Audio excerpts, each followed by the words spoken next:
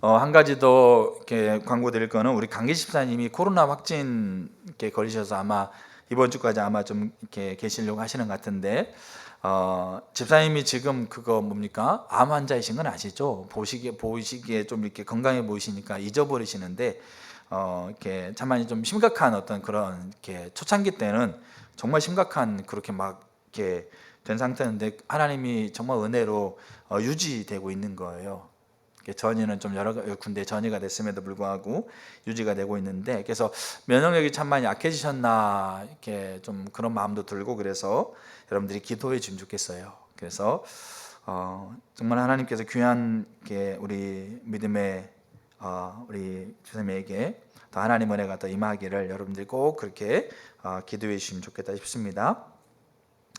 하나님 말씀 같이 한번 보겠습니다. 스가랴 8장 1절부터 3절입니다. 스가랴 8장 1절부터 3절 보겠습니다.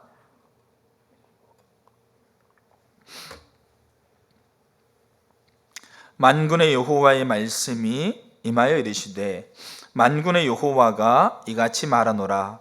내가 시온을 위하여 크게 질투하며 그를 위하여 크게 분노함으로 질투하노라. 여호와가 이같이 말하노라. 내가 시온에 돌아와 예루살렘 가운데 거하리니 예루살렘은 진리의 성읍이라 일컫겠고 만군의 여호와의 산은 성산이라 일컫게 되리라. 아멘.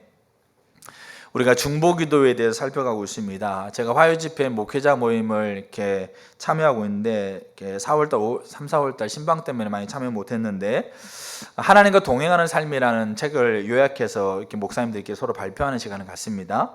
이제 하나님과 동행하는 삶을 끝나고 그 다음 우리가 공부할 책을 이렇게 여정 목사님에게 이렇게 물어봐가지고 책을 이제 선택을 해주면 그걸 가지고 공부하는데, 다음 책이 선지자적인 중보기도 책입니다.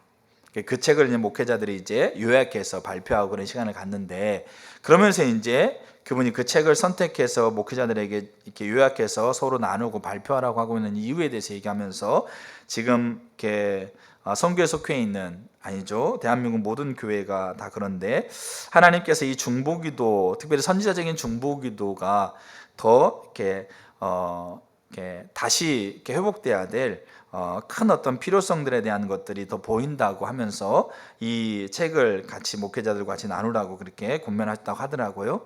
그러면서 제 마음속에 그것을 듣는 순간, 하나님께서 우리가 중보기도에 대한 것들을 그냥 이렇게 흘려가는 게 아니고, 정말 하나님이 우리에게 회복하려고 하고 있는 이 시점에서 그 회복의 그 하나님의 움직임에 우리가 함께 서야지, 함께 우리가 올라타야지. 이렇게 부흥의 파도를 올라타라는 이렇게 몇 년 전에 우리 대한민국 와서 했던 어떤 분이 했던 말이 있거든요. 그 하나님의 파도를 올라타야지, 그 하나님께 주시는 그 은혜의 파도를 올라타야지 우리가 거기에 함께 갈 수가 있습니다. 그래서 하나님이 지금 저 개인도 그렇고 우리 교회도 그렇고 기도를 회복하고 있어요. 비단 우리가 하나님 앞에 모여서 기도하는 것을 얘기하고 있는 게 아니라, 제가 중보기도를 제가 살펴가면서 여러분들 더 보겠지만, 중보기도는 삶입니다. 그러니까 중보기도는 반드시 중보기도의 삶이 같이 가야 됩니다. 그래서 하나님이 우리에게 기도를 회복하고 있다라고 하고 있는 이 개인과 교회의 기도, 그럼 우리는 그 하나님의 움직임에 올라타셔야 돼요. 올라타셔서 거기에 같이 가야 돼요. 그래야 우리가 하나님께서 우리에게 주고 있는 은혜를 누릴 수가 있습니다. 거기와 동떨어져서 우리가 머물러 가고 있는 게 아니라 그곳에 우리가 마음을 모으고 함께 서가야 되는 거예요. 제가 중보기도에 살펴가면서 저는 이렇게 이 하나하나를 제가 더 이렇게 새롭게 살펴가고 자세히 살펴가고 준비해 갑니다. 그러면서 때로는 보이지 못했던 것, 예전에 나눴음에도 그때는 못 쳐버렸던 것, 그때보다 더 보이는 부분들을 더 이렇게 보강하고 그렇게 나눠가고 있는 가운데 있습니다. 저에겐 너무 좋은 시간이고요, 너무 기대가 되는 시간이고 살펴가는데 개인적으로 많이 하나님의 은혜가 있는 시간입니다. 자, 그래서 우리가 제가 지난주 금요일 날 우리가 이 하나님을 향한 중보기도, 그 중보기도에 필요한 요소 살펴가고 있는데, 첫째가 하나님과 친밀함입니다. 두 번째가 아버지 마음이라고 그랬죠. 그다음 세 번째, 오늘 살펴갈 세 번째가 하나님의 질투입니다. 네 번째가 멈추지 않고 끝까지 책임지는 겁니다. 이 네 가지 자세를 우리가 요소를 살펴가는데, 오늘은 하나님의 질투인데, 이 하나님의 질투로 기도하는 것을 제가 간략하게 지난주 금요일 날 기도했던 것을 가지고 제가 간략하게 요약을 드리면 이렇습니다. 지난주 금요일 날은 5월 5일이었습니다. 어린이날이죠. 그래서 제가 기도회를 준비해 가고 있는데, 하나님 앞에 그렇게 기도회를 준비해 가고 있는데 제 마음속에 뚜렷하게 에스겔서 37장이 생각났습니다. 그래서 에스겔 37장을 우리가 다 알다시피 마른 뼈들을 살아나고 있는 그 장면이죠.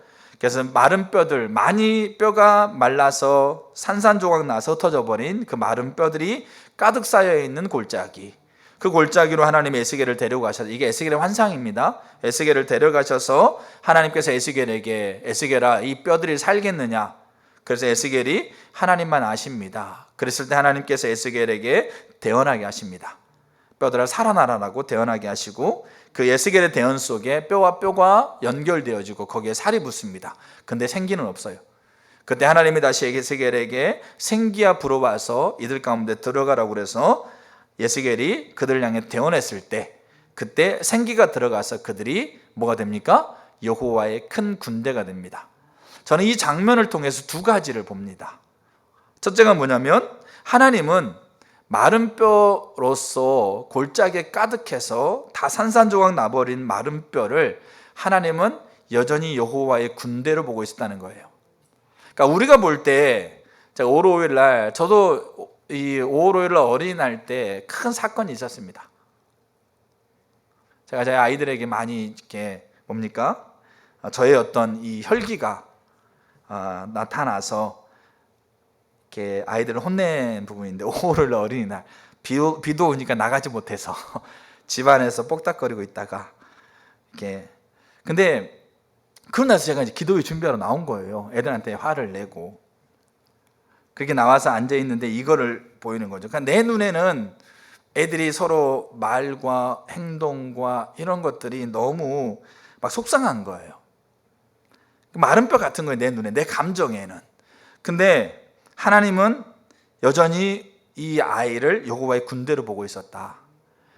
그러니까 여러분, 이 땅의 모든 사람이 여호와의 군대가 되는 건 아닙니다.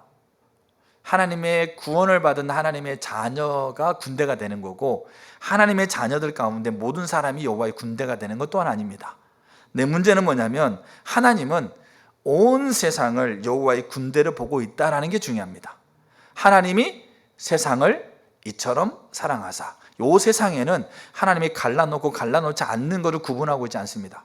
물론 여러분, 하나님께 구분되어진 자들이 생깁니다. 근데 하나님의 본래 의도는 모든 세상이 여호와의 군대로 하나님은 창조하셨고 보고 있습니다. 거기에 내가 볼 때 마른 뼈고, 내가 볼 때 부족해 보이고, 내가 볼 때 연약해 보이는 내 자녀들이 거기에 있습니다. 제가 그게 느껴지니까요, 너무 그게 소중하더라고요.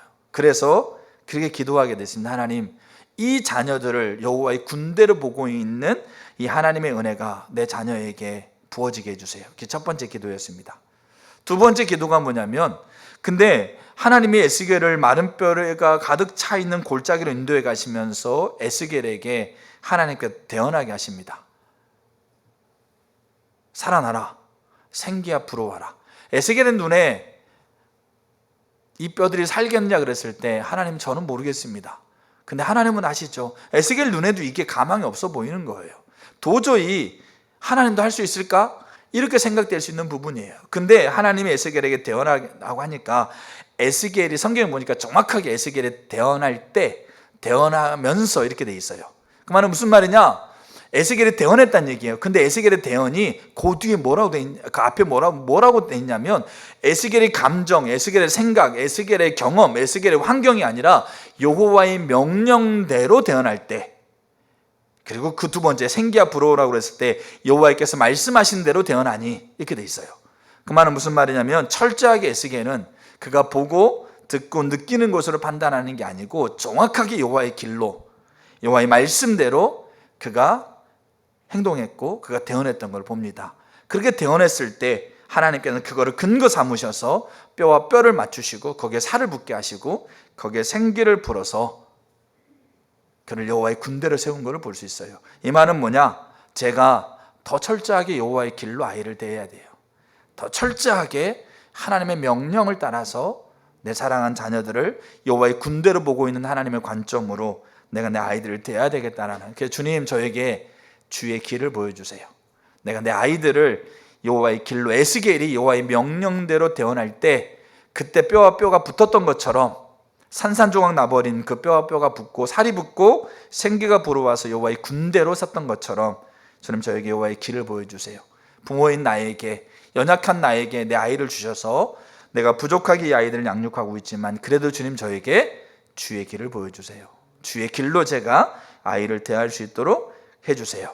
그렇게 하나님 앞에 기도했습니다. 그게 지난주 금요일 날의 기도입니다. 근데 이게 정확하게 여호와의 질투를 품고 기도하는 기도였습니다. 저는 그날 그 기도를 하나님 들었다고 확신합니다. 제가 뛰어나서가 아니고 하나님이 주고 있는 하나님의 질투로 드려지는 기도를 하나님이 분명하게 들었다는 성경적인 분명한 근거를 가지고 있습니다. 그래서 저는 하나님이 저의 기도를 들었다고 확신합니다. 이게 여호와의 질투를 품고 하는 기도예요. 그럼 이게 왜 여호와의 질투를 품고 하는 기도냐? 자, 이런 것들을 오늘 살펴가려고 하는 거예요. 오늘 읽었던 스가랴 8장을 보게 되면 우리가 잘 알아야 될 게 있어요. 저는 이 스가랴 8장의 2장 2절과 우리가 읽었던 8장 2절과 3절 요 사이에 정말로 중요한 한 가지가 요 사이에 들어가 있어요. 자, 우리가 스가랴라고 하고 있는 사람은 선지자입니다. 그럼 스가랴는 어떤 선지자였냐면 학개 스가랴가 같은 시대에 살았던 사람입니다. 그럼 학개하고 스가랴 선지자는 어떤 일을 했던 사람이냐면 이스라엘이라는 나라가 있는데 이스라엘이라는 나라가 두 개로 갈라졌어요. 그래서 북쪽을 이스라엘, 남쪽을 유다라고 부릅니다. 저는 대한민국 세종대왕이 몇 년도에 즉위했고 몇 년도에 조선이 세워졌고 이런 거 잘 모릅니다. 근데 이스라엘 역사는 웬만큼 압니다. 참 신기하죠. 근데 북쪽이 822년에 BC 822년에 아수르에 의해서 망해요. 그 남쪽이 586년에 BC 586년에 남쪽 유다가 망합니다. 남쪽 유다가 망하고 나서 538년에 남쪽을 멸망시켰던, 유다를 멸망시켰던 블레셋이라고 하고 있는 정말로 거대한 나라가 고레스라고 하고 있는 왕이 세워지고 있는 페르시아에 의해서 바벨론이 멸망하게 되어집니다.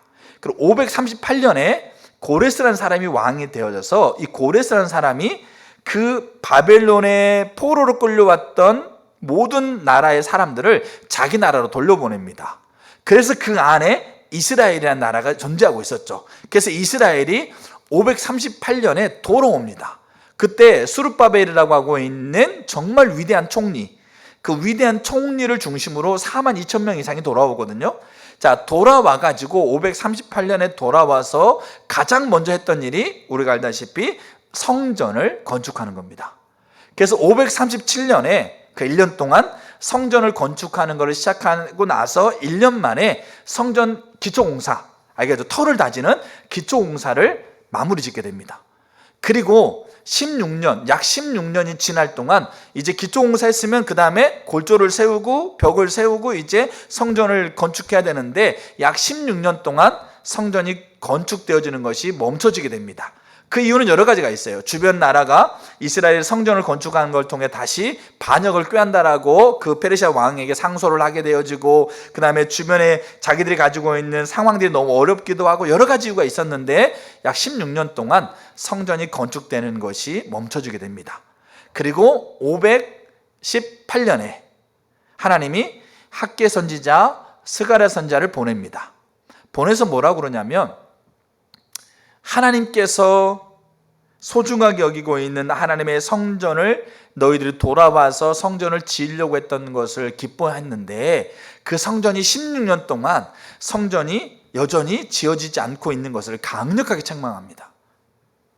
그리고 다시 성전을 건축하기를 권면합니다. 그게 학개 스가랴 선지자가 했던 일입니다. 감사하게도 이스라엘 백성은 518년에 학개 스가랴 선지자의 권면, 강력하게 책망하는, 성전은 여전히 지어지지 않고 있는데 여전히 그들은 자기의 일에 빨라서 자기의 목적과 자기가 위하는 것, 자기가 즐겨하는 것대로 살아가고 있는 그들의 삶의 태도와 자세를 강력하게 책망하면서 다시 하나님께로 돌아와라, 다시 하나님의 뜻대로 돌아와라, 그 하나님께로 돌아오는 것이 성전을 너희들이 짓는 거다라고 강력하게 권면하고 있는 학개 스가랴의 선지자의 권면을 듣고 이들이 성전 공사를 시작합니다.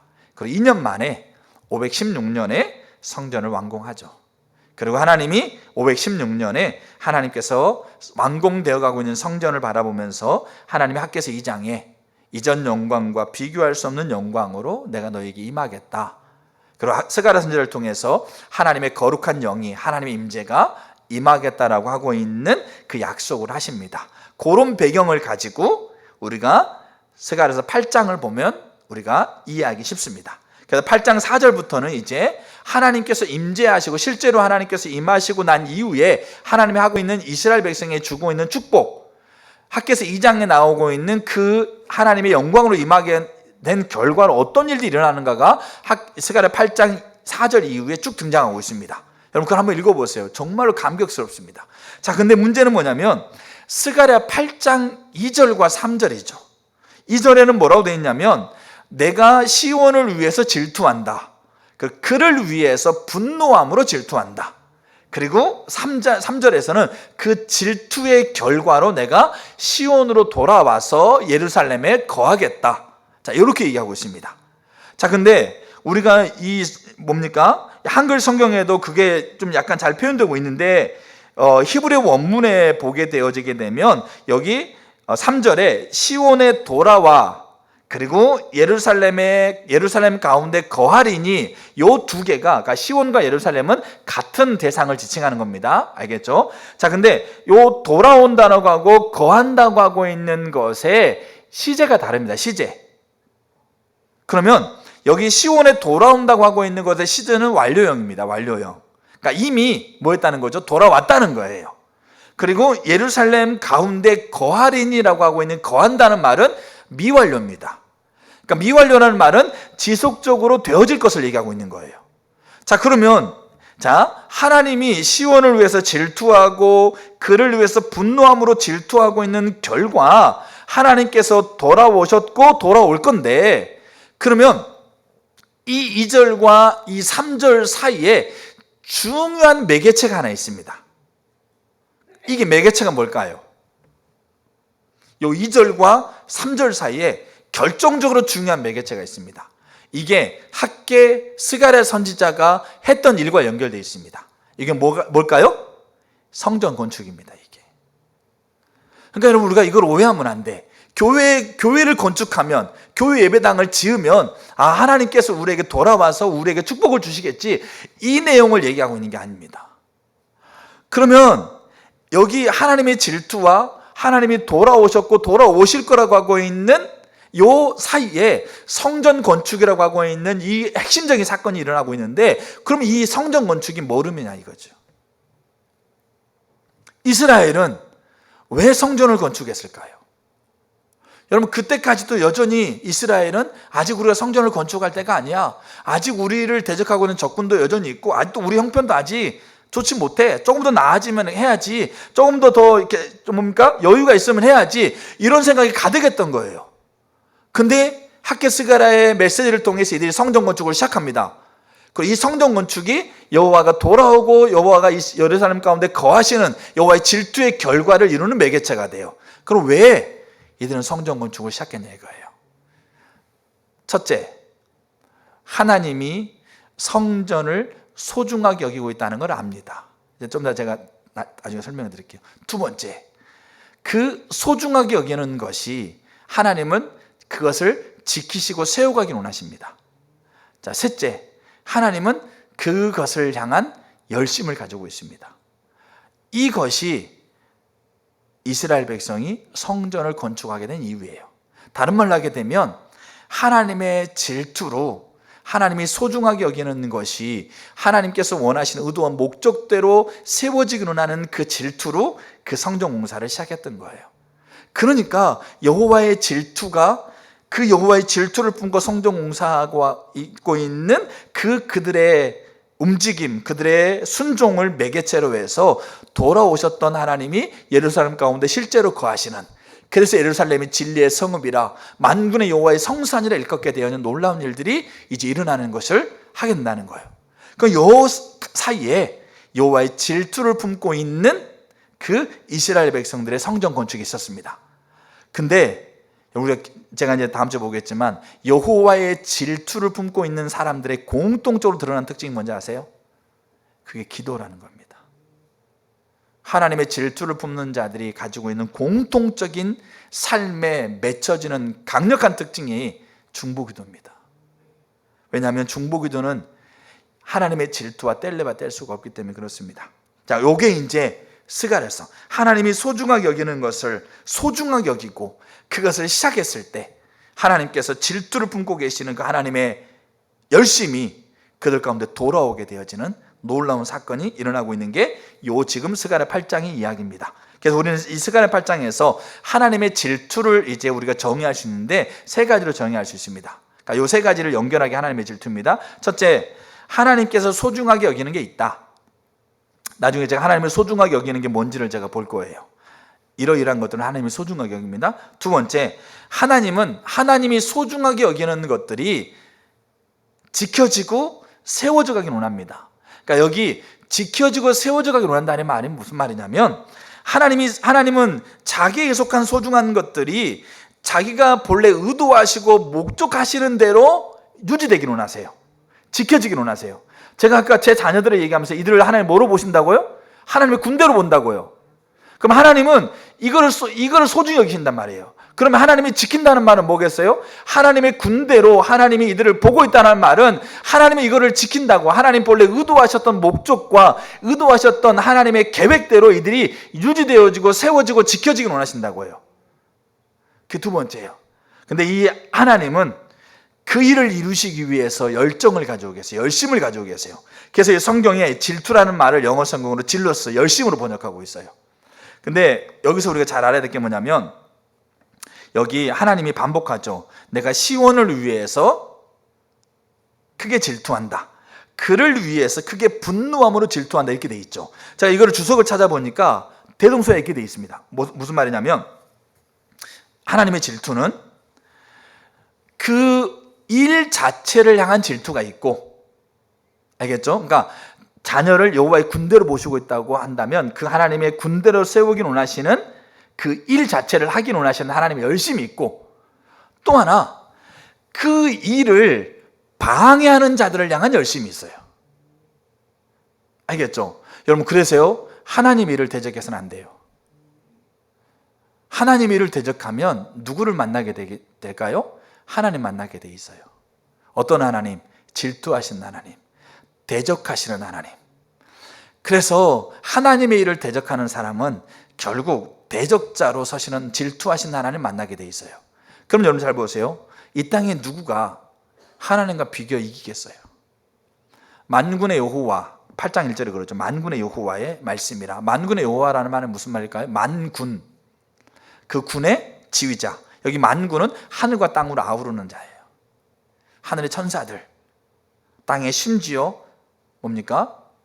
마귀마저도 여호와의 주권 아래에 있는 그 유일한 대상이 하나님이신 거죠. 그럼 하나님과 비교 견질 자가 누가 있겠어요? 이 땅에 아무도 없어요, 여러분. 근데 그분이 대적자로 서신다는 얘기예요. 어떤 자들을, 그 일을, 하나님이 열심을 품고 있는 일을 대적하는 자들을 뭡니까? 하나님이 그들을 대적자로 만나게 돼 있어요. 그래서 여러분 절대로 예수님이 그렇게 얘기합니다. 성령을 거스르지 말라. 그들은 용서받지 못한다, 이렇게 돼 있어요. 왜요? 하나님이 대적자로 그들 앞에 서시기 때문에 그래요. 그래서 여기 시온을 위해서 내가 질투한다, 그를 위해서 분노함으로 질투한다, 그 일 자체와 그 일을 방해하는 자들을 대적하는 거예요. 여러분, 그렇기 때문에 이스라엘이 하나님이 소중하게 여기고 있는 성전을 소중하게 여기는 하나님의 질투를 품고, 그리고 그들은 뭐 했겠어요? 그들의 생각 속에 지금은 성전을 공사할 때가 아니야, 여전히 16년 전이나 지금이나 여전히 그 일을 방해하는 대적들이 가득 있고, 우리가 성전 공사를 시작하면 여전히 그 대적들은 기세등등하게 우리를 압박할 것이고, 우리가 가지고 있는 의도를 곡해해서 페르시아에게 전달할 것이고, 여전히 그들은 그때보다 더 기세가 등등하게 살아있어. 여전히 우리의 상황은 여전히 지금도 안 좋아. 좀 더 환경이 풀리고 좀 더 괜찮아지면 그렇게 해야 되는데 여전히 내 상황은 더 어려워. 내가 그렇게 하기는 아직 안 돼. 여러분, 그렇게 여전히 그들이 생각하고 있는데, 그렇게 그 하나님이 소중히 여기고 있는 일을 방해하고 있는 자들에 대한 질투를 그들이 품었다는 얘기예요. 알겠죠? 그게 시온을 위해서 질투하고 시온을 대적하는 자들 향해서 질투하고 있는 하나님의 질투, 그게 그 일을 향한 하나님의 열심이에요. 그러면 하나님의 질투라고 하고 있는 말은 뭐냐? 질투는 여러분, 인간의 죄 때문에 생겨진 감정이 질투예요. 시기하고, 남들이 잘 되는 것, 남들이 나보다 더 가지고 있으면 그게 시기가 되어지고, 그게 미움이 되어지고, 그게 분노가 되어지고, 그게 배가 아프고, 내가 견딜 수 없게 막 힘들고, 이게 시기고 질투인데, 하나님의 질투라고 얘기하고 있는 것은 그런 얘기가 아니에요. 이건 열심입니다. 그럼 뭐냐면, 하나님의 질투를 이렇게 정의할 수 있어요. 하나님께 속한 소중하게 여기는 것들을 지키시고 보호하시고 세우시려는 그분의 열심, 하나님의 열정, 하나님의 열망, 그것을 우리는 질투라고 표현합니다. 열심이라고 표현합니다. 하나님은 그 질투를 가지고 계세요. 자, 요게 우리가 그 질투를 갖는 자들이, 하나님은 이 질투를 하나님 사람에게 부어주세요. 근데 이 질투를 갖는 자들은 공통적으로 맺혀지는 특징이 기도였어요. 그리고 하나님은 그 기도를 들었어요. 제가 금요일 날 제가 하나님 앞에 기도했던 게 하나님의 질투로 기도하는 거였어요. 저는 그렇게 생각해요. 그리고 이 성경적인 분명한 근거를 따라서 하나님이 저의 기도를 들었다는 확신을 가지고 계세요. 자, 그러면 이제 그런 전체적인 이해를 가지고 이제 질투에 대한 얘기를 우리가 좀 더 살펴봐야 돼요. 첫째, 하나님의 이름 중에 하나가 질투입니다. 누구의 이름이라고요? 하나님의 이름 중에 하나가 질투입니다. 그러니까 우리가 구약에서는, 우리가 구약 성경에 히브리어로 써져 있지 않습니까? 히브리어로 써졌다는 말, 언어는 그들의 문화를 대변해 주고 있는 거예요. 알겠죠? 그래서 옛날에 막 언어 막 이렇게 안녕하삼, 그럼 뭐 이렇게 막 말을 줄여 그런 거죠. 그게 이제 그들의 문화예요. 우리는 이해하지 못했 부분이죠. 그들이 그냥 문화인데, 언어는 문화를 담고 있죠. 그렇기 때문에 히브리어 언어는 문화를 담고 있어요. 근데 히브리어 가운데 인격이라는 단어가 없고, 그 인격이라는 말은 뭐겠으면 그 사람 자체, 그 사람의 됨됨이, 그 사람의 성품, 그 사람이 누구인가에 대한 것을 우리는 뭡니까? 그 인격이라는 것으로 표현하고 있는데, 히브리어는 그런 말이 없어요. 그러면 그 사람의 됨됨이, 그 사람이 누구인지, 그 사람의 성품, 그 사람이 실제로 뭐 이렇게 살아있는 모습들을 어떻게 그들은 표현했냐면 이름을 가지고 표현했어요. 이름. 그래서 이름이, 그들의 히브리 문화에서는 이름이라고 하고 있는 것은 그 사람의 됨됨이, 그 사람의 인격, 그 사람의 성품을 대변해 주는 거예요. 그래서 그들은 이름을 그냥 그렇게 허투루 생각하지 않았어요. 물론 그들이 지었던 이름대로 그들이 살아가는 건 아니었습니다. 근데 그 히브리 문화로 생각하면, 우리가 우리 아이들 지을 때 김 장군, 뭐 김 부자, 김 대통령, 그러면 부자 이름은, 부자는 다 부자로 살아야 되고 장군은 다 장군으로 살아야 되는데, 그렇게 되지는 못해요. 근데 그들이 가지고 있는 문화에서는 그 이름이 그 사람의 인격, 그 사람의 성품, 그 사람의 존재, 됨됨이를 의미하고 있는 거예요. 근데 성경에서 하나님이 사람의 이름을 바꿔주는 예가 딱 두 번 있어요. 하나가 아브라함을 아브라함으로, 그 아브라함 같이 연결되어 있는 사례니까 사례를 사라로 바꿔요. 그 다음 또 하나가 야곱을 이스라엘을 바꿉니다. 그래서 야복강에서 야곱이 하나님 만나죠. 하나님과 천사와 겨루 씨름하죠. 그래서 야곱이 떠나가려고 하고 있는 여호와의 사자를 가로막죠. 그래서 사자가 그렇게 얘기합니다. 창세기에 보게 되면 너의 이름이 뭐냐? 물어봐요. 이건 단순히 그냥 네 이름을 물어보는 게 아니고 네가 누구냐 이거죠. 너 어떻게 살았냐? 네가 어떤 정체성을 가지고, 네가 어떤 목적을 가지고 어떻게 살아왔느냐, 이 얘기예요. 그러니까 제 이름은 야곱입니다. 야곱의 뜻은 뭡니까? 사기꾼이에요. 이름 자체가 사기꾼이야. 그 말은 무슨 말이냐면, 내가 살려면 남을 속여야 되고, 남을 속이지 않으면 내가 살 수 없고, 어떻게 해서든 내 힘으로, 어떻게 내 노력으로, 어떻게 해서든 내 방법으로 살아가려고 바둥바둥 애를 썼던 인생입니다. 이 고백인 거죠. 내 이름은 야곱입니다. 이 말은 저는 제 힘으로 어떻게 해서든 살아가 보려고, 어떻게 해서든 노력해 보아서 그렇게 속지 않으면 속을 수밖에 없고, 그러니까 속기 전에 속여야 되고, 그런 인생을 제가 살아왔습니다. 하나님 만나고 난 이후에도 그 삶을 살아온 거예요.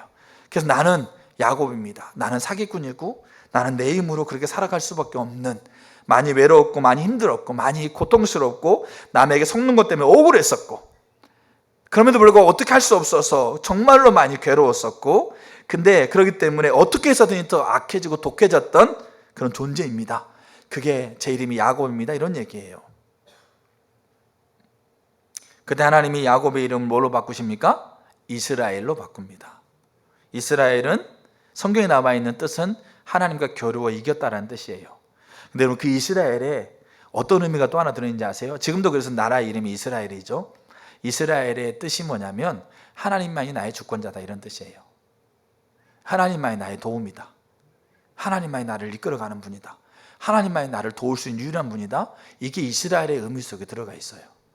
그 말은 뭐겠습니까? 이제 야곱의 인생이 내 힘으로 어떻게 해서든 살아가 보려고 하는 존재가 아니라, 그 야곱의 인생을 하나님께서 네 인생 이제 이거 아니야, 네 인생 이제 내가 너를 이끌어갈 거고, 내가 너를 도와줄 거고, 내가 너의 주인 되어줘서 내가 인도해 가는 대로 네가 인도해 가고, 내 품 안에, 내 손 안에 거하는 인생이 이제 너의 인생이야 라고 그 인생 자체를 바꿔버린 거예요. 그 야곱은 있지 않습니까? 그 야복강 사건 이후로요, 물론 연약해서 넘어지는 게 있어요. 근데도요, 이제는 그가 살아가려고 하지 않았어요. 그가 노력해서 아둥발령 하지 않았어요.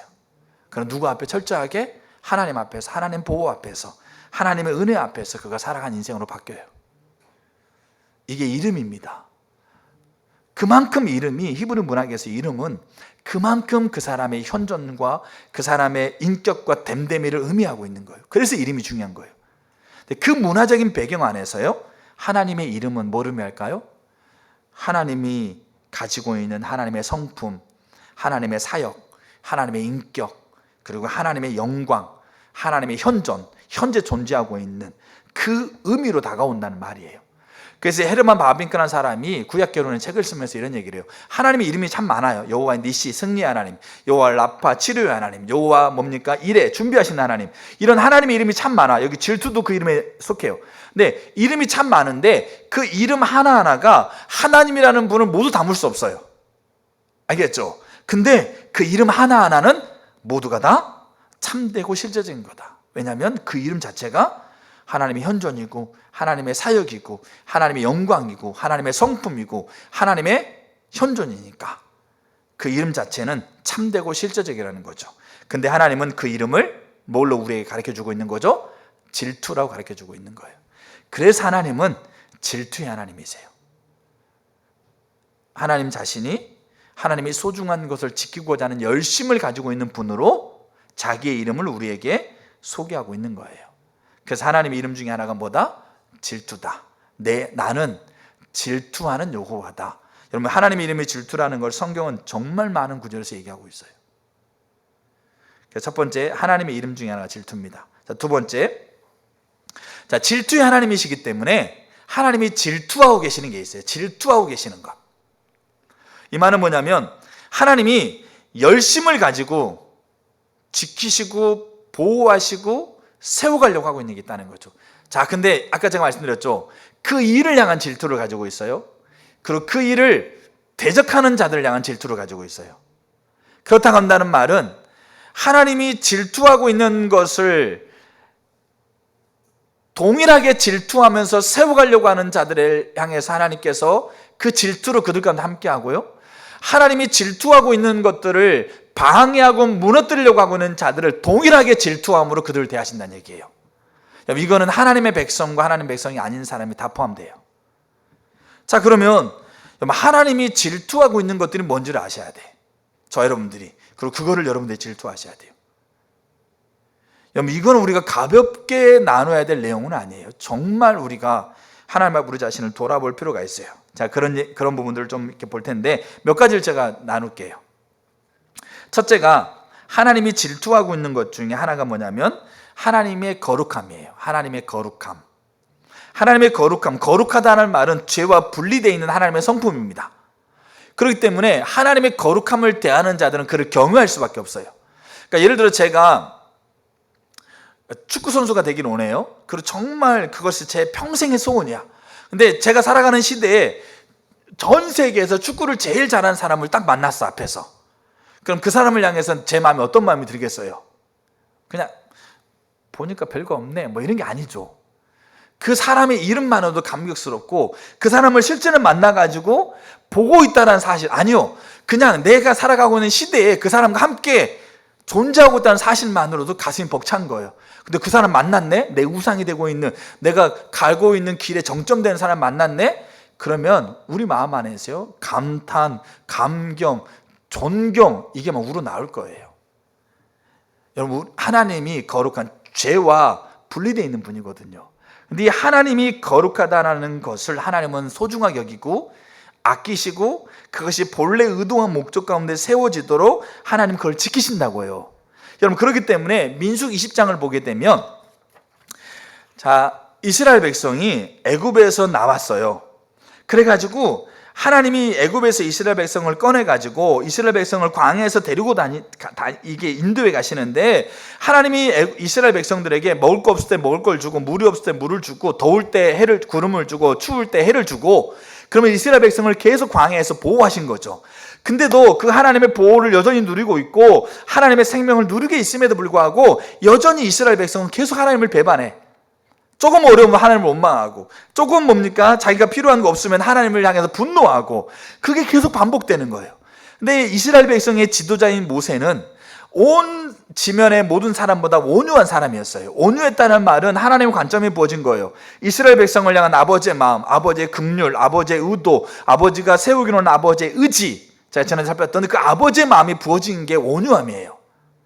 근데 모세는 온 지면에 있는 사람보다 그 온유함이 뛰어났어요. 근데 그렇기 때문에 온유함으로 이스라엘 백성을 대했어요. 그들이 배반하고 떠나도, 그들이 뭡니까? 다시 하나님이 조금 채워주면 다시 돌아와서 하나님 감사합니다 했다가 조금 어려워지면 또 하나님 배반하고 떠나고, 배반하고 떠나면서 하나님 앞에 온갖 원망과 온갖 뭡니까? 분노를 쏟아내고 떠나고, 그럼 또 하나님이 또 그들을 긍휼히 여겨서 또 도와주면 또 돌아와서 또 하나님 감사하다가 또 떠나고, 이게 계속 반복되는 거예요. 근데 오늘날 무리 없는 상황 가운데서 이스라엘 백성이 똑같이 하나님 앞에 원망합니다. 분노합니다. 근데 민수기 20장에서 하나님이 모세에게 그렇게 얘기합니다. 그들을 긍휼히 여기시는 하나님께서 모세에게 네가 지팡이를 들고 반석을 명해서 물이 나오게 해라. 그래 이스라엘 백성들이 물을 줘라. 하나님 그렇게 얘기합니다. 그때 민수기 20장에 이런 얘기가 나와요. 모세가 분노합니다. 여러분, 이거는 질투에 대한 분노가 아니에요. 어느 때까지 너네들이, 그러니까 모세가 가지고 있는 혈기, 모세가 가지고 있었던 감정, 모세가 보았던 시선, 모세가 들어왔던 생각, 모세가 경험했던 경험, 그것들이 그 안에서 나오고 있는 게 분노였어요. 그래서 반석을 사정없이 두 번 내리칩니다. 화가 나서. 반석에서 물이 나왔어요. 근데 하나님이 모세에 그렇게 얘기합니다. 12절에, 민수기 20장 12절에 이스라엘 자손의 목전에서 나의 거룩함을 나타내지 아니했기 때문에 모세야 너는 가나안 땅 들어갈 수가 없다. 하나님이요, 여러분, 모세의 인생 다해서 하나님 앞에 드렸던 자예요. 하나님은 모세에게 가나안을 약속했어요. 근데 그 약속을 철회할 정도로 그 하나님은 거룩함을 소중하게 여기셨어요. 한 번 실수 때문에 가나안 못 돌아가는 게 억울한 것처럼 느껴지시죠? 아니에요. 모세는 그만큼 하나님과 친밀했어요. 그만큼 하나님과의 관계가 밀접해서 그분과의 관계 안에서 그가 가지고 있는 기준점이 높았던 거예요. 근데 문제는 뭐냐면 하나님 앞에 그가 거룩함을 드러내지 않았기 때문에, 그래서 모세는 느보산에서 쓸쓸하게 하나님 앞에 가게 됩니다. 사도행전 5장에 이런 사건이 또 나와요. 여러분, 사도행전 2장에 하나님이 오순절날 성령의 거룩한 능력으로 임하십니다. 그리고 2장에 하나님이 임했던 그 하나님의 거룩한 영광이 예루살렘 도시를 전체를 뒤집어 싸고 있었어요. 이거는 교회 다닌 사람뿐만 아니라 교회 안 다닌 사람까지 누구를 인정하게 됐냐면 하나님이라는 분을 인정하게 됐어요. 이게 어디까지 가면 사도행전 7장까지 가요. 스데반의 순교까지 가요. 근데 문제는 뭐냐면, 여러분, 우리가 1907년에 대한민국 평양에 부흥이 임했죠. 그때요, 평양이라는 도시가요, 하나님의 거룩한 이 임재 안에 도시가 꽉 메어 있었어요. 그래서 하나님을 믿는 사람이건 믿지 않는 사람이건, 교회 다니는 사람이건 안 다니는 사람이건 하나님이라는 분을 경외하게 됐어요. 내가 교회를 안 다녀도 하나님을 경외했다니까요. 그리고 하나님을 이를 섬기는 목회자에 대해서 존경했다니까요. 대한민국이 초창기 때는 그랬어요. 여의도에서 우리가 100만인 몸께 전도 집회할 때, 빌리그람 목사님 오셔 전도 집회할 때 그 시대만 해도 대한민국의 서울 한복판에 하나님의 거룩한, 하나님의 경외하는 것이 대한민국 수도를 덮고 있었다니까요. 그래서 교회를 다닌 사람이건 안 다닌 사람이건 하나님을 두려워했어요. 비록 그들 교회 안 다녀도. 근데 예루살렘은 그것보다 더해요. 완벽하게 도시를 하나님의 강한 임재로 싸고 있었던 거예요. 강력한 임재로 사도행전 7장까지 가는 거예요. 그렇게 2장에서 일어났던 일이 3,000명이 돌아오죠, 5,000명이 돌아오죠, 이게 막 일어나는 거예요. 근데 사도행전 5장 그 사이에 2장부터 7장까지 그 사이에 어떤 사건이 벌어지냐면 아나니아와 삽비라라는 사람이 등장하게 돼요. 이 아나니아 삽비라는 하나님 앞에 헌금하게 전답을 팔아요. 팔아가지고 돈을 모아보니 돈이 많아. 그러니까 그 중에 절반을 자기 집에 두고 절반을 하나님께 헌금한 겁니다. 여러분, 아나니아 삽비라가 그 자리에 죽습니다. 근데 아나니아 삽비라가 돈을 조금 헌금했기 때문에 죽는 게 아닙니다. 그럼 저 여러분 다 죽어야 돼요, 사실은. 근데 아나니아 삽비라가 돈을 조금 헌금했기 때문에 죽은 게 아니고, 아나니아 삽비라의 행동이 지금 하나님의 거룩함을 침범하고 있기 때문에 그런 거예요. 무슨 말이냐? 아나니아 삽비라가 헌금을 가지고 왔을 때 베드로가 물어요. 아나니아에게 헌금이 이게 전부냐라고 물어요. 이 말은 더 많은 걸 가져와라 이런 얘기가 아니에요. 자, 하나님의 거룩함으로 예루살렘이라는 도시를 완벽하게 뒤집어 엎고 있는데, 그래서 교회를 다닌 사람이건 안 다닌 사람이건 하나님을 두려워하고 있는데, 그 거룩함을 완벽하게 무너뜨려 버릴 만한 부정직, 거룩하지 않는 것이 지금 들어오려고 하고 있는 거예요. 누구를 통해서? 아나니아를 통해서 들어오려고 하고 있는 거예요. 그래서 베드로는 이미 성령의 감동 그걸 알았기 때문에 아나니아에게 물어요. 그래서 아나니아가 그 자리에서 제가 헌금을 드리려고 전답을 팔았는데 돈이 많아서 절반 정도를 집에 두고 이것만 가져왔습니다. 이렇게 하면 살았던 거예요. 그 거룩함 앞에, 하나님의 질투를 품고 있는 거룩함 앞에 정직하게 엎드렸다고 한다면 그 일을 향한 하나님의 열심히 그를 만나서 그를 회복했을 거라는 얘기잖아요. 근데 아나니아는 그렇게 하지 않았어요. 그래서 어찌하여 네가 하나님을 시험하고 하나님을 대적하느냐 그러면서 그 자리에서 아나니아를 데려가세요. 여러분, 아나니아 지옥 간 게 아니에요. 아나니아는 그 당시에 제자였어요. 그때 제자는 그냥 누구 속에 손잡고 교회 오는 그런 개념이 아니었습니다. 예수를 개인적인 구세주, 주로 영접하는 자들이 그 당시에 제자였어요. 초대교회 3,000명 돌아오고 5,000명 돌아오고 이들은 다 제자였어요. 이들은 그들이 돌아오는 순간 십자가에 달려 죽었고요, 불에 태워져 죽었고요, 사자밥이 되어 죽었다는 사람들이에요. 그런 자들, 아나니아 삽비라도 그런 자였어요. 근데 문제는 뭐냐면 그가 통로가 되어지는 거예요. 자, 아나니아 삽비라, 아나니아를 하나님 그 자리에 데려가세요. 아내가 와요. 하나님이 아내한테 또 물어요. 베드로를 통해서 이게 전부냐? 아나니아는 남편이 죽은 걸 몰라요. 그가 전부라고 그래서 뭡니까? 아나니아 생명도, 삽비라의 생명도 하나님이 취해 가십니다. 헌금 적게 하면 하나님이 죽이신다 이런 얘기 아니에요. 하나님이 거룩한 영광으로 도시를 덮고 있는데 그 영광, 거룩함을 무너뜨리는 그 통로가 되고 있는 것을 하나님이 질투로 대적하고 있는 거예요. 여러분, 대한민국 있지 않습니까? 그렇게 하나님이 놀라운 유업을 가운데서 영광으로 덮었던 나라예요. 근데 그 나라에 야금야금 하나님의 영광을 무너뜨리는 것들이 들어오게 됐어요. 근데 그 중에 하나가 교회예요. 여러분, 그러면 하나님은 질투하신 하나님이기 때문에 그 일을 질투하시고요, 그 일을 대적하는 자를 질투하시면 그러면 이건 정말 심각한 일이에요. 우리가 이 이야기들을 잘 들으셔야 돼요. 그다음 또 하나가 있는 게 뭐냐면 하나님의 거룩함을 질투하세요. 소중하게 여긴다는 말이에요. 또 하나가 하나님의 이름을 소중하게 여기세요. 하나님의 이름. 여러분, 하나님 십계명에 뭐가 있어요? 내 이름을 망령되이 일컫지 말란 얘기죠. 이 말은 하나님의 이름 갖고 농담 삼지 말란 얘기죠.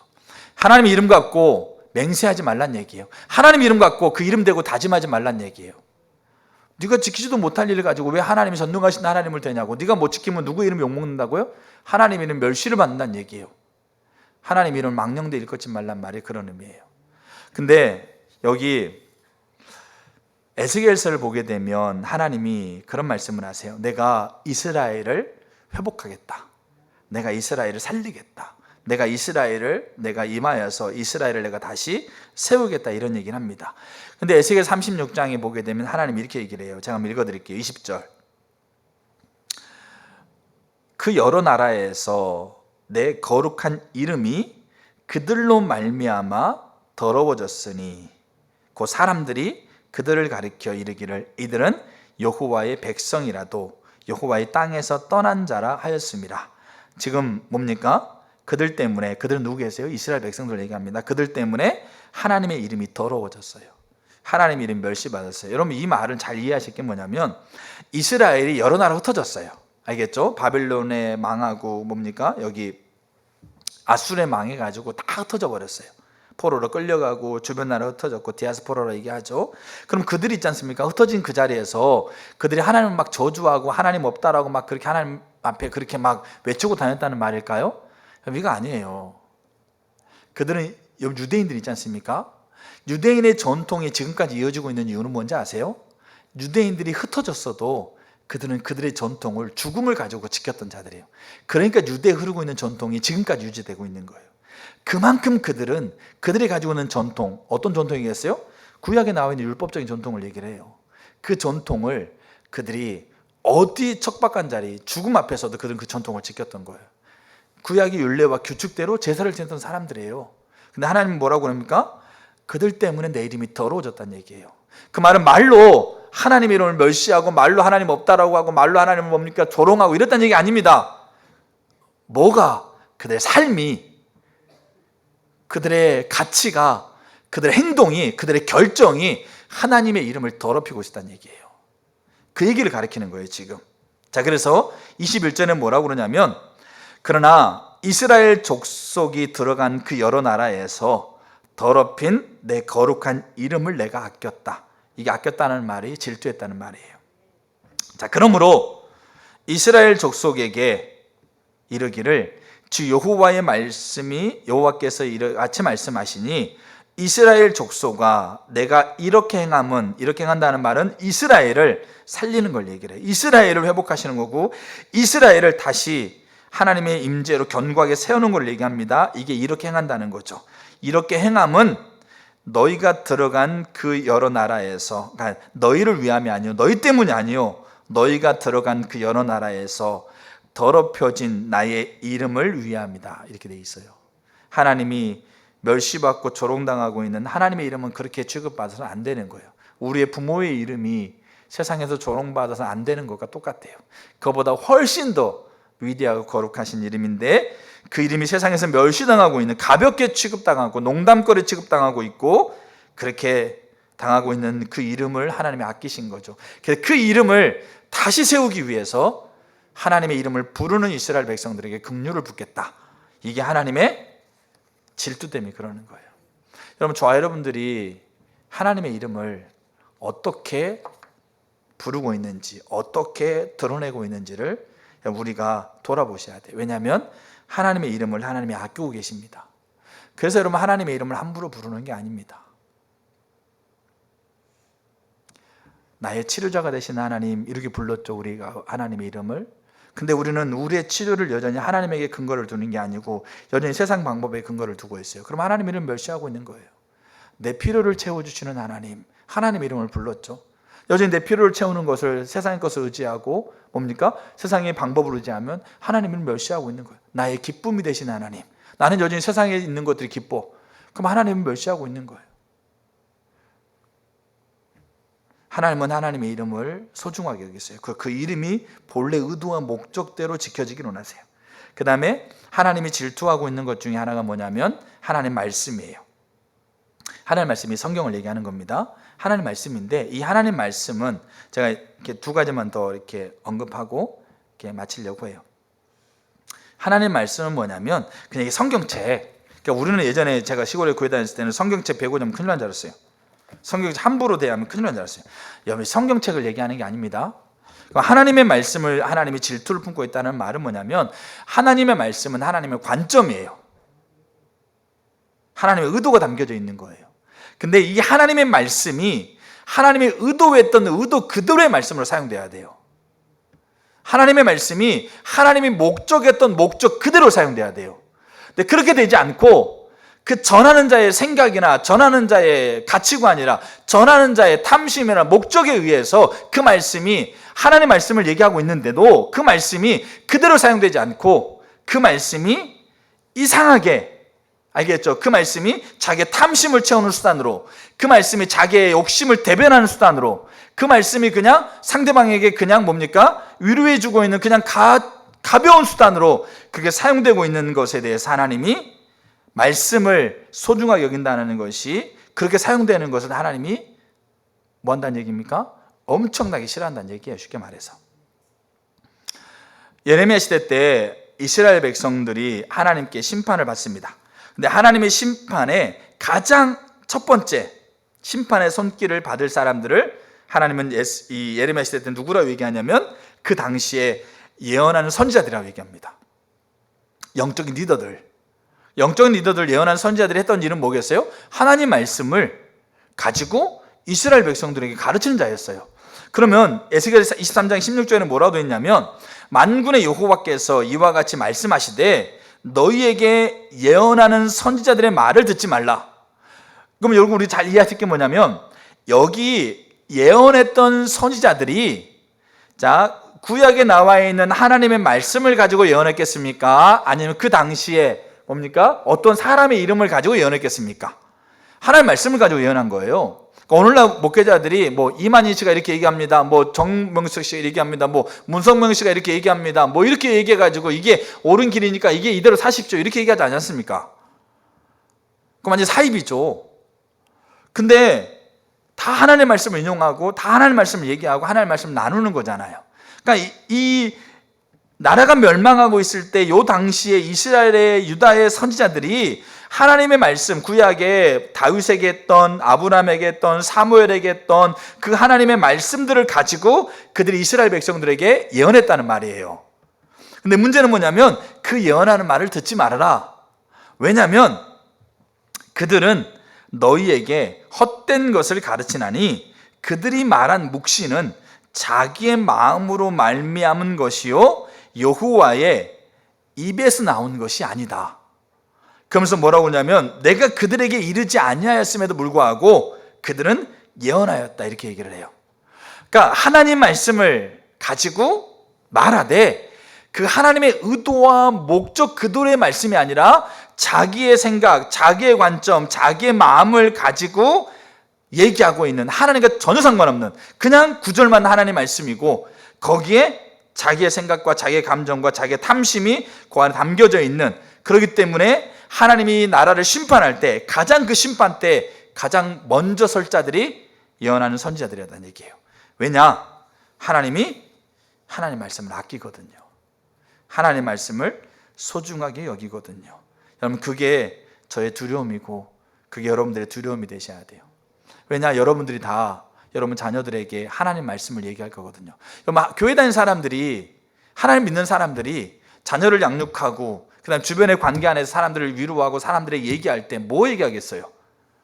세상 거 얘기하겠습니까? 아니죠. 하나님의 가치관을 가지고, 또 성경 말씀에 성경이 이렇게 되고 하나님 이런 분이야, 하나님이 이렇게 우리를 이끌어 가시고 우리를 구원하신 분이야, 이거 얘기하지 않겠냐고요. 그렇게 다 우리가 그런 자들이에요. 그런데 하나님은 하나님의 의도하셨던 하나님의 말씀을 하나님은 아끼시는 거예요. 그리고 또 하나가, 하나님은 하나님의 교회를 아끼세요. 예수님께서요 성전에 들어가셨는데, 요한복음 2장에 성전에 들어가셨는데 거기에 짐승을 사고 팔고, 그러니까 돈을 환전하고 그런 게 그 당시 문화였어요. 그게 필요한 문화였을 수 있어요. 우리가 문화적인 차이가 있기 때문에 그 문화를 우리가 옳다고 그러다 얘기할 수는 없어요. 근데 문제는 뭐냐면 먼 곳에서 예루살렘으로 제사를 지내고 오면서 소를 들고 뭐 양을 들고 오다 보면 그 짐승들이 문제가 생길 수 있어요. 그러면 하나님 앞에 또 좋은 걸 드리고 싶은데 짐승이 문제가 생기면 하나님 앞에 드릴 수 없다고 생각했어요. 그렇기 때문에 그러면 짐승을 가져오지 말고 그냥 돈 가지고 와서 성전에서 짐승을 사라, 제물을 사라. 그래서 하나님 앞에 또 온전하게 예배를 드리도록 해라. 그런 의도예요. 그 다음에 그 이제 로마의 압제 가운데 있었기 때문에 그들이 평소에 사용하고 있는 돈은 그 돈에 로마의 형상이 그려졌어요. 로마 황제의 형상이 그려졌기 때문에 로마 황제의 형상이 그려져 있는 돈을 가지고 하나님 앞에 헌금하고 이런 것은 옳지 않은 것 같다. 그렇기 때문에 성전에서 사용되고 있는 그 화폐로 바꿔서 그렇게 하나님 앞에 예물을 이렇게 제사를 지고 헌금하는 게 더 옳지 않겠느냐, 우리의 마음이 더 하나님 앞에 더 드리지 않겠느냐, 자, 그런 의도를 가지고 재물을 사고 팔고 돈을 환전했다는 말이에요, 성전에서. 근데 문제는 뭐냐면 그렇게 시작했던, 문화적인 차이기 때문에 우리가 옳고 그름을 얘기할 수 없지만 문제는 그렇게 시작됐던 그 의도가 예수님이 성전에 갔을 때 어떻게 변질된 거예요? 완전히 아수라판이 돼버린 거예요. 사고 파는 것에 더 많이 받으려고, 더 적게 주려고, 또 환전하는 것에 더 이익을 더 추가하고, 거기에 뭐 제사장이 결탁돼 있고, 성전에서 뭡니까, 이 짐승을 파는 사람들이 입찰을 받아가지고 들어왔는데 거기에 비리가 들어가 있고, 알겠죠? 그리고 이게 권력과 유착돼 있고, 자, 이러면서 여기 완전하게 탐심과 탐욕이 아주 그냥 그 안에 가득해 버린다는 거죠. 뭐가? 성전이, 교회가. 그때 예수님이 그 안에 들어간 거예요. 그걸가 보이니까 예수님 노끈으로 채찍 만들어가지고 다 뒤집어 엎어버렸어요. 여러분, 이게 쉬운 게 아닙니다. 오랜 기간 동안 특별히 권력과 그 다음에 정치가 연결되고 유착돼가지고 자리매김해져 있는 그것을 깨부시는 거 쉽지 않아요. 근데 예수님이 그렇게 다 뒤집어 엎어버렸어요. 그럼 하고 있는 내용이 이거예요. 하나님이 소중하게 여기고 있는 하나님의 집을 강도의 소굴로 만들어버렸다. 온갖 탐심과 탐욕과 온갖 시기 질투로 아주 그냥 가득 채워버렸다. 근데 하나님의 집은 만민이 뭐하는 곳이다? 기도하는 곳이다.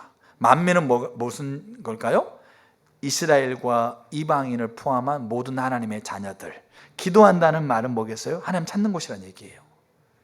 단순히 모여서 기도하는 것을 얘기하고 있는 게 아니에요.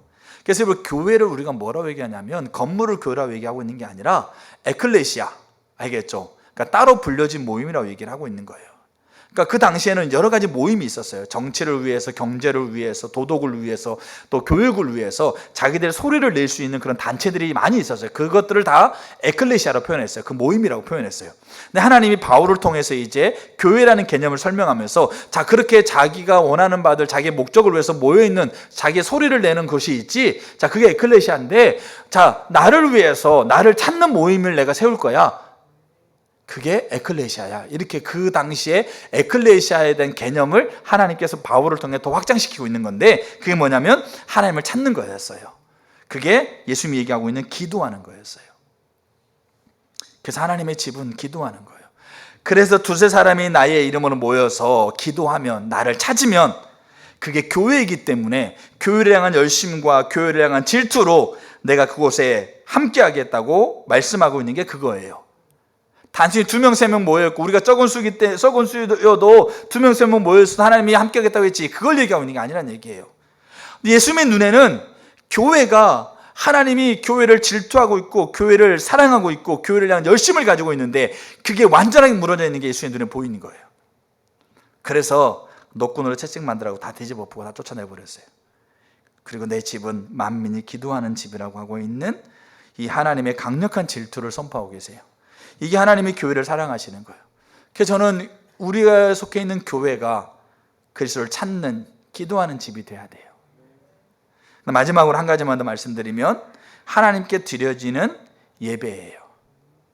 하나님께 드려지는 예배. 여러분, 우리가 레위기서에서 아론의 아들 나답과 아비후가요, 하나님께 제사 지내다가 죽었어요. 그 자리에서. 성경에 보게 되면 레위기 10장에 다른 불을 드렸다고 되어 있어요. 근데 그 앞장에 그가 술 취했다고 되어 있어요. 그러니까 제사장인데, 쉽게 말하면 목회자인데 술 취해서 하나님이 명령하지 않는 다른 불을 가지고 제사를 드렸어요.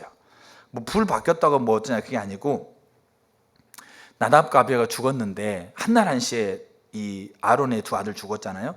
근데 아론이 슬퍼하지도 못하게 했어요. 하나님이 두 아들을 죽었는데도 아론은 슬퍼하지 못했어요. 왜냐하면 네가 슬퍼하면 내 진노가 이스라엘 전역으로 갈 거다, 이렇게 얘기했어요. 모세를 좀 강력하게 하나님이 경고하세요. 그래서 아론은 두 아들이 죽었는데 슬퍼할 수 없었어요. 그리고 오히려 더 하나님 앞에 애통하며 설 수밖에 없었어요. 왜 그러냐? 하나님께서 드려지고 있는 예배는 하나님 만나는 시간이에요. 구약에서의 하나님과의 만남은 그들은 죽는다고 생각했어요. 구약시대는. 그래서 하나님과 만나기 위해서 그들은 자기의 자신들을 정말 하나님 앞에 정직하고 정결하게 섰어요. 이 나답과 아비후는 그전에는 그렇게 섰을 수 있었지만 그때 그가 술 취했고, 그러니까 여러분 술 먹으면 지옥 가는 건 아닙니다. 그럼에도 불구하고 그들이 하나님께 드려진 예배를 멸시하는 가치를 가지고 그들이 섰던 걸 얘기하고 있는 거예요. 그리고 하나님이 기뻐하지 않는 다른 불, 하나님께서 의도하셨던 하나님의 의도한 목적에서 벗어난 자리에 그들이 섰어요. 그래서 제단에서 불이 나와서 그들을 죽였어요.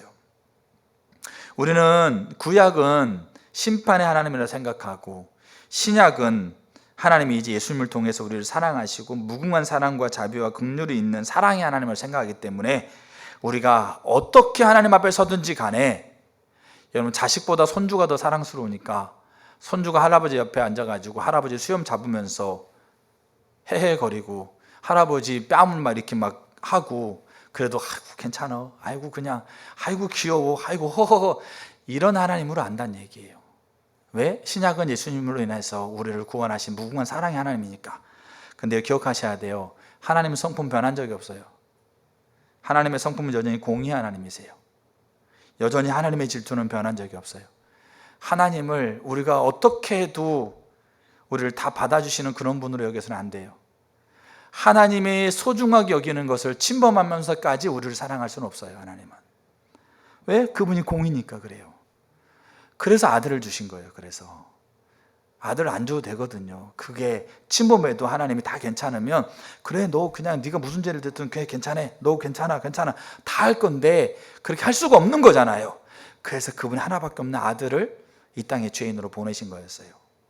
근데 그 하나님이 하나님께 드려지는 예배를 소중하게 여기세요. 여러분, 그래서 우리가 드려진 예배 있지 않습니까? 정말 우리가 바뀌어야 돼요. 그래서 예배 시간에 미디어도 금지하셔야 돼요. 사실은 우리가 가지고 있는 마음의 태도 하나하나까지 우리가 정말 하나님 앞에 다시 정직하게 서셔야 돼요. 예배 자리에 앉아있는 것을 우리가 다 한 거 아니에요. 출근 도장 찍으면 뭐 다 되는 겁니까? 아닙니다. 하나님을 만나는 시간이 예배고, 하나님은 그 만나는 시간을 소중히 여기고, 그 만나는 시간이 본래 의도 목적과 그 하나님이 가지고 있는 생각대로 세워지길 원하면서 그 기대를 가지고 이 예배 자리에 하나님이 참여하신다고요. 우리 앞에. 근데 그렇게 딱 마주서고 있는, 여러분 보세요. 제 아들은 아직 핸드폰 게임을 하자고 했는데 아들이 아빠가 얘기하고 있어요. 그럼 핸드폰 게임하고 있습니다. 그래요? 뭐라고요? 그렇다니까요. 알았어요. 내가 잘하고 있다니까요. 네, 알겠습니다. 이렇게 또 생각해 보세요. 괜찮아요. 예, 감사합니다. 잘할 수 있어요. 예, 열심히 할게요. 이렇게 하고 있다 생각해 보세요. 여러분 어떠시겠어요? 그 자녀 앞에, 내 자녀인데 그거 들어가지고 그냥 땅바닥에 그냥 꽂아 던져버리면서 앞으로 너 핸드폰 금지야. 어떤 분은 TV를 들어 던지더라고요. 제가 보니까.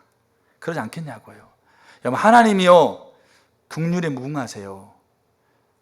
그 질투를 침범하면서까지 우리를 긍휼히 여기시는 분은 아니라는 걸 기억하세요. 근데 그분이 예배를 소중하게 여겨요. 그분이 그 자녀를 만나는 시간을 소중하게 여긴다고요. 그 자녀를 만나기 위해서 그분은 무슨 일까지 하셨어요? 그 자녀를 하나 만나기 위해서 그분은 그 아들을 내어놓으신 분이에요. 근데 그 아들을 내어놓으신 분이 그 자녀 만나기 위해서 어떤 마음으로 오시겠냐고요.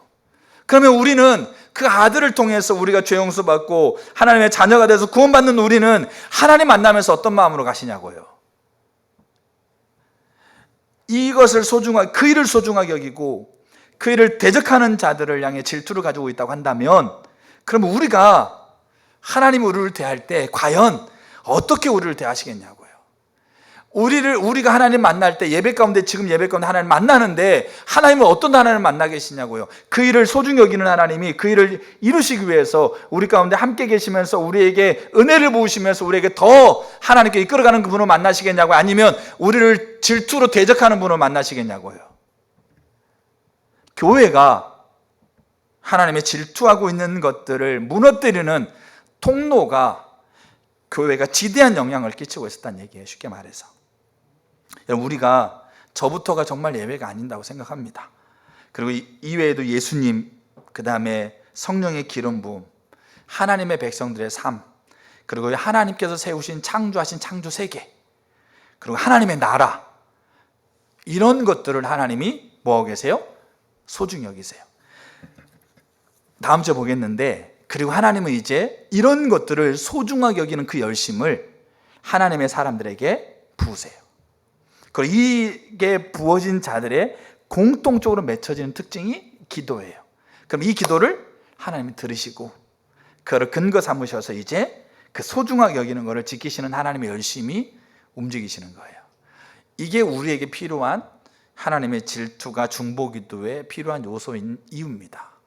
오늘 말씀을 마치면서 이 다음 것은 다음 주에 제가 더 살펴가고요. 오늘 말씀을 마치면서 저는 이렇게, 그리고 우리 교회는 하나님의 질투를 가벼이 여기지 않고, 우리가 부족하고 우리가 연약하기 때문에 실수합니다. 넘어지고요. 참 많이 문제가 많습니다. 저 또한 그렇고. 그럼에도 불구하고 다시 우리가 하나님의 질투 앞에 우리 자신을 세운다고 하면, 그럼 저는 하나님이 그렇게 하나님 앞에 그렇게 서고 있는 자들을 긍휼과 무궁한 자비의 하나님께서 그 일을 위한 열심으로 우리를 만나준다고 생각합니다. 그래서 우리가 더 회복되어지고, 우리가 여기고 있는 그 질투가 무시당하고 침범당하고 있는 상황을 보면서 원한을 품고 하나님 앞에 간구할 때 하나님은 그 간구를 들으시고 역사하시는 그 거대한 일이 정말로 완벽한 톱니바퀴처럼 그게 돌아갈 것입니다. 그게 스가랴 8장이에요. 그래서 그런 일들이 저 여러분 가운데 일어나기를 소망하고요, 그래서 하나님의 질투가 부어지도록 하나님 앞에 기도하시기를 축복합니다. 아멘. 우리 찬양 하나 하고 같이 하나님 앞에 기도했으면 좋겠습니다. 찬양 하나 하고